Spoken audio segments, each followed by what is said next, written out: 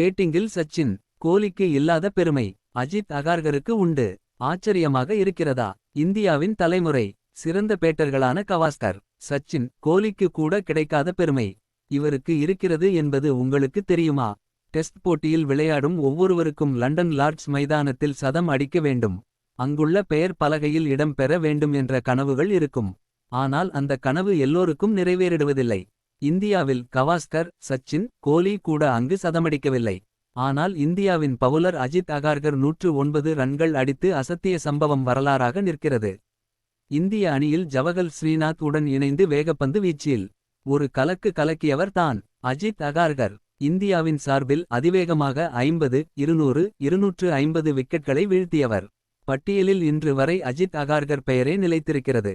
இவர் பவுலர் மட்டுமல்ல, ஒரு நாள் போட்டியில் இந்தியாவிற்கு அதிவேக அரைசதம் அடித்தவரும் அஜித் அகார்கர் தான். 21 பந்துகளில் அந்த சாதனையை செய்தார். இவரது பேட்டிங் திறமையை பார்த்து தொடக்க ஆட்டக்காரராக களமிறங்கிய வரலாறும் உள்ளது. ஒருநாள் போட்டிகளில் அவருடைய அதிகப்படியான ரன்களாக 95 ரன்களையும் அடித்து இருக்கிறார். தோனி தலைமையில் 2007 உலகக் கோப்பை வென்ற அணியில் அஜித் அகார்கர் விளையாடி இருக்கிறார் என்பது குறிப்பிடத்தக்கது. 1998ஆம் ஆண்டு சச்சினுக்கு எப்படி பேட்டிங்கில் சிறப்பான ஆண்டோ, அதேபோல பவுலிங்கில் அஜித் அகார்கருக்கு சிறப்பான ஆண்டாக அமைந்தது. இவ்வளவு சிறப்பு வாய்ந்த அஜித் அகார்கர் இன்று என்ன செய்து கொண்டிருக்கிறார் என்று எல்லோருக்கும் சொல்லித் தெரிய வேண்டியதில்லை.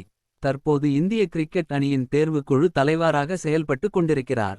இதெல்லாம் இன்று எதற்கு சொல்றோம்னு கேட்குறீங்க தானே? திறமைசாலிகளை நாம் மறந்து விடுகிறோம். அவர்களை நினைவுபடுத்த தான் இந்த பதிவு.